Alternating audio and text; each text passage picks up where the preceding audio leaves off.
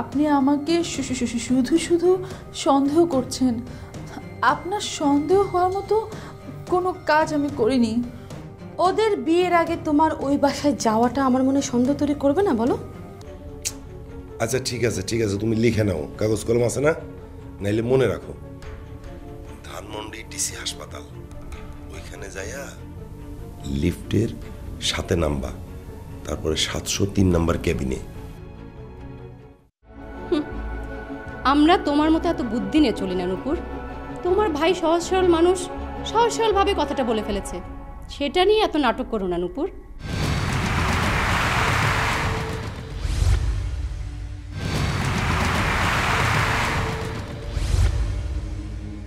না শুধু একবার যাইবো, রাজিনরে দেখা চলে আসবো, সমস্যা কি? এখন তো চোখের দেখা দেখতে যাচ্ছে নূপুর। রাঙার সাথে রাজিনের তো অনেক রকমের রিলেশন ছিল, সেটা তো আর অস্বীকার করতে পারবে না। ছি ছি ছি ছি, আপনারা দুজনেই আসলে ভীষণ ভীষণ নোংরা মেন্টালিটির মানুষ। ছি,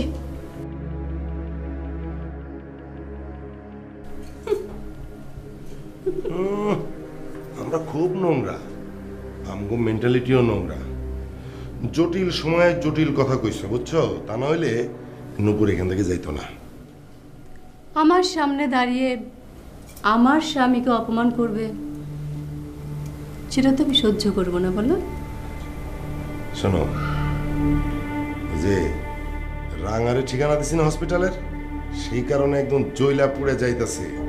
আর এরপরে যখন রাঙারে দিয়া রাজিনীর নামে কেস করাবো, তখন তুমি কি করবা নূপুর?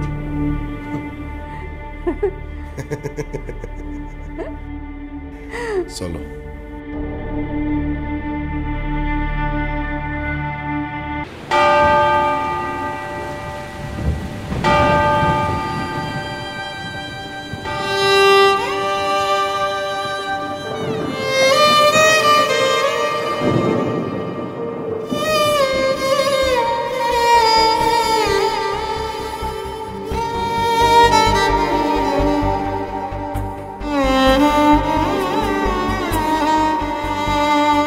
জানি একদিন আমি চলে যাব সব ছেড়ে, যত বুক ভরা দুঃখ কষ্ট নিয়ে।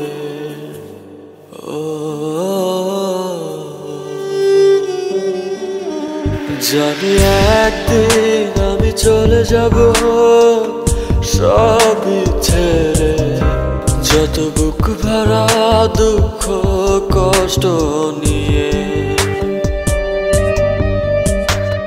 ফিরবো না কোনোদিন এই পৃথিবীতে, কোনো কিছুর বিনিময় এই পৃথিবীতে একদিন চলে যাব। জানি একদিন আমি চলে যাব সবই ছেড়ে, যত বুক ভরা দুঃখ কষ্ট নিয়ে। রাজিন, তাকিয়ে দেখো, আমি তোমার রাঙ্গা, যে তোমাকে অনেক ভালোবাসে। তোমার ভালোবাসা ছাড়া তার কাছে আর কিচ্ছু নেই রাজিন। আমি তোমার জন্য আজকে মরতে বসেছি রাজিন। আমি যে কোনো কিছুর বিনিময়ে হোক, পৃথিবীর সব কিছুর বিনিময়ে আমি শুধু তোমাকে চাই রাজিন, আর কিচ্ছু নয়, শুধু তোমাকে চাই রাজিন। আমি তোমাকে চাই। বিশেষ করো ভাইয়া এই গুলি করেনি, কারণ ভাইয়া যদি তোমাকে গুলি করতো তাহলে অবশ্যই আমার পারমিশন নিত। আমার পারমিশন ছাড়া ভাইয়া তোমার গায়ে ফুলের টোকাও দিবে না।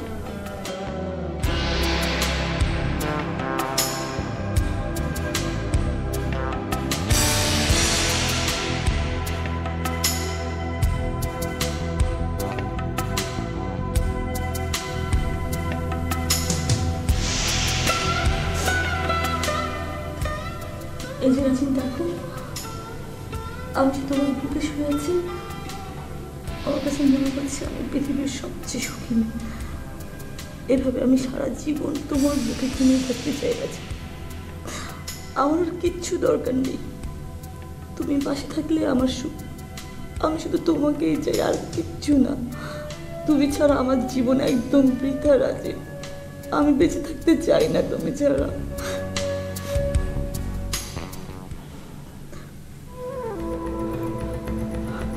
রাজীব, রাজীব, তুমি আমাকে অনুভব করছো? আমার কথাগুলো শুনতে পাচ্ছ? তুমি আমাকে ভালোবাসো। আমার স্পর্শ তোমাকে জাগিয়ে তুলেছে।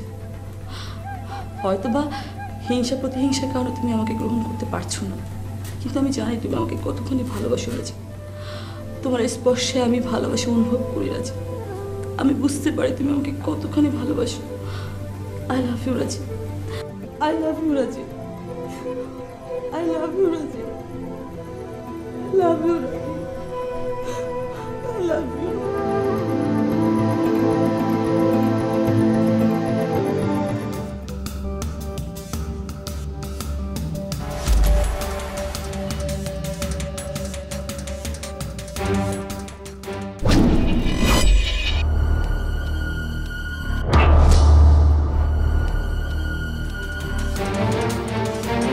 রাঙা, রাঙা, এটা তোমার বেডরুম নয়, এটা হাসপাতাল। কি করছো তুমি এখানে? এসব কি? তুমি এখানে কেন? আমি এখানে থাকবো না তো কে থাকবে? তুমি। Please leave me alone. আমাকে আমার রাজনীর সাথে একটু একা থাকতে দাও প্লিজ। তুমি যাও এখন। দেখো রাঙা, এটা হসপিটাল। আমি চাই না এখানে কোনো রকম সিন ক্রিয়েট হোক। তুমি কেন আমাদের মাঝখানে বাধা হয়ে দাঁড়াচ্ছ? তুমি জানো না রাজিন আমাকে ভালোবাসে? ভুল করছো।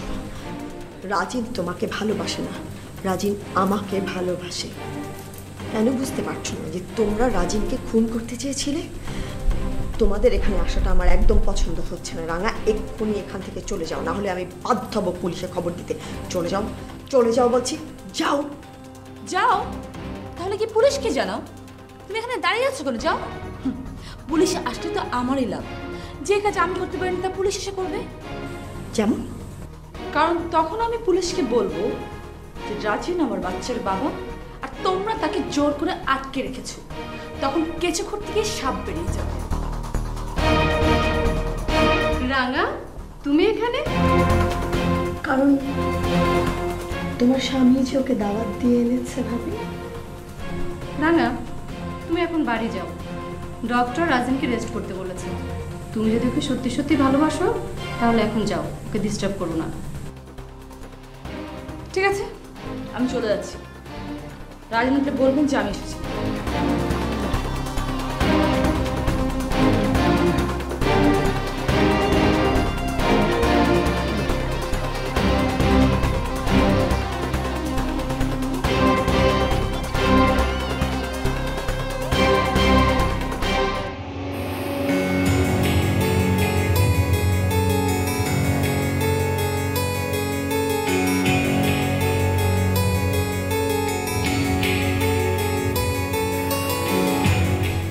ভাই, খবরটা শুনেছেন? কোন খবর? রাজিন আর নূপুর বিয়ে করে ফেলেছে, এটাই তো? ব্যাপারটা কেমন হলো তাই না? রাঙার দিকে তাকানো যাচ্ছে না। আচ্ছা, রাজিন ভাই কি এই কাজটা ঠিক করেছে? ওর মধ্যে আসলে বিবেক বলে কিছু নেই। থাকলে এই কাজটা ও করতে পারতো না। আসলে রাঙাও ভাবতে পারেনি রাজিন ভাই এই কাজটা করবে। আসলে আমিও ভাবতে পারিনি রাজিন ভাই এটা করবে। আমি ভেবেছিলাম রাজিন ভাই একসময় না একসময় ঠিকই রাঙার কাছে ফিরে আসবে, কিন্তু এখন তো সবই শেষ। না জানি রাঙার কত কষ্ট হচ্ছে। রাঙার একটা স্বপ্ন ছিল রাজিনকে নিয়ে, তাই তো ওর সর্বস্ব দিয়ে রাজিনকে ভালোবেসেছিল। কিন্তু ওই ছেলেটা বুঝলো না, ও রাঙার সব স্বপ্ন ভেঙে দিল। আপনার পজিশন তো এখন খুবই রিস্কে। কেন? রাজিন গুলি খেয়েছে। আপনি না বলেছিলেন ওকে বিয়ের আসরে গুলি করে মারবেন?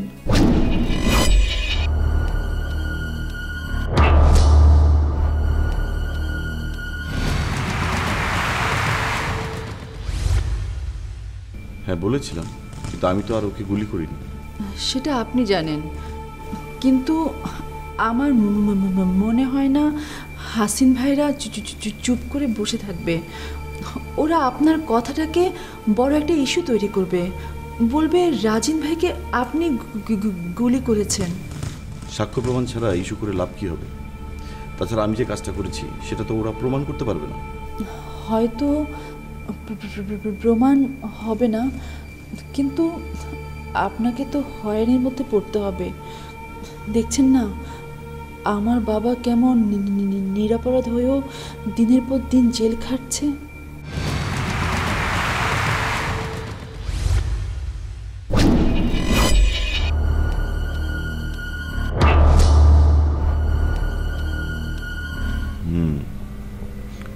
শবনম, তুমি কি খুব দুশ্চিন্তা করছো?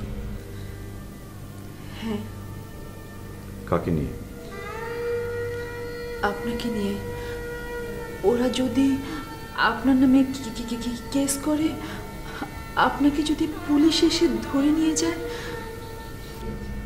এতে ভয়ের কি আছে? আপনিও যদি আর বাবার মতো ফিরে না আসেন।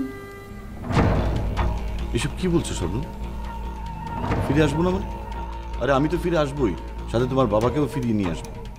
শুনেছি অনেক সময় মানুষ এমনভাবে মিথ্যে কেস সাজায় তাতে নির্দোষ মানুষও ফেঁসে যায়। সেই মানুষ সারা জীবন আর জেল থেকে বের হতে পারে না। যদি হাসিন ভাইরা আপনার নামেও সেরকম কোনো কেস করে, আপনি যদি আর সারা জীবনও জেল থেকে বের হতে না পারেন,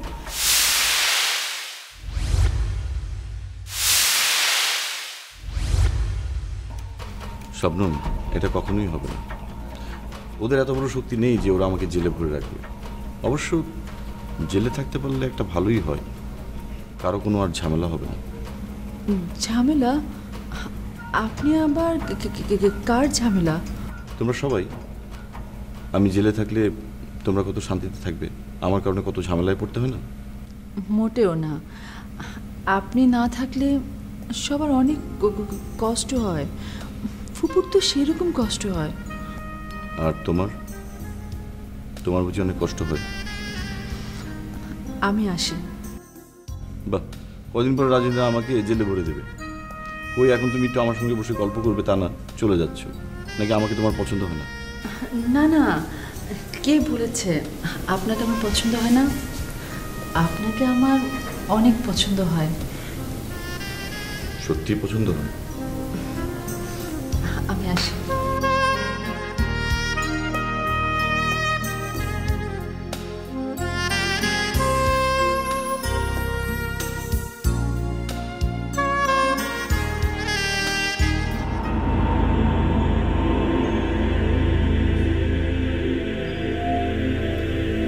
শবনম, তুমি এখানে আর আমি তোমাকে সারা বাড়ি খুঁজছি। কেন, কি হয়েছে? আমাকে একটা সিদ্ধান্ত নিতে হবে। সিদ্ধান্ত? সিদ্ধান্ত। অনেক হয়েছে, অনেক। আমি অনেক স্যাক্রিফাইস করেছি। সবাই আমার এই দুর্বলতার সুযোগটা নিয়েছে। আসলে হয়েছে কি জানো শবনম, আমার এই ভালো মানুষটাকেই সবাই দুর্বলতা ভাবছে। কি বলছেন? কিছুই বুঝতে পারছি না। ওই রাজিন আর নুপুরের অনেক সাহস বেড়েছে। ওরা আমার সাথে ফাজলামো করছে, আর ওরা ভাবছে যে আমি রাজিনের কিছুই করতে পারবো না। রাজিনকে আসলে শুধু শুধু ভয় দেখাচ্ছি। এবার আমি একটা শিক্ষা দিয়ে ছাড়বো। ইদানিং দেখছি আপনার ধৈর্য একেবারে কমে যাচ্ছে। এভাবে অস্থির হলে তো চলবে না, আপনাকে ধৈর্য ধরতে হবে। তা না হলে রাজিন ভাইকে কোনোদিন পাবেন না। অনেক তো সোজা পথে চলেছি শবনম, অনেক অনুনয় করেছি তোমাদের কাছে, অনেক ভিক্ষুকের মতো, তাই না? তারপর তো কোনো কাজ হয়নি। তাই এবার ঠিক করেছি এবার বাঁকা পথে হাঁটবো। দেখি বাঁকা পথে হেঁটে কোনো কাজ হয় কিনা।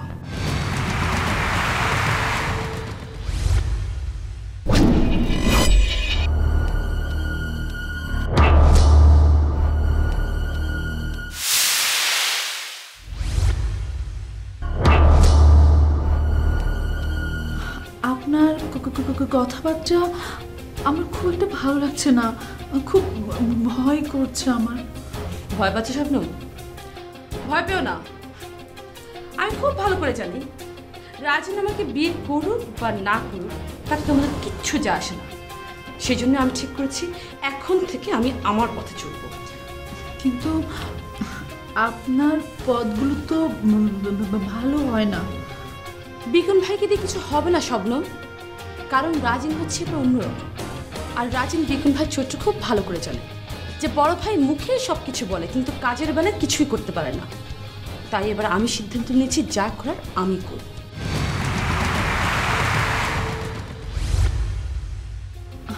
কি সিদ্ধান্ত নেবেন আপনি? নিশ্চয়ই কঠিন কোনো সিদ্ধান্ত।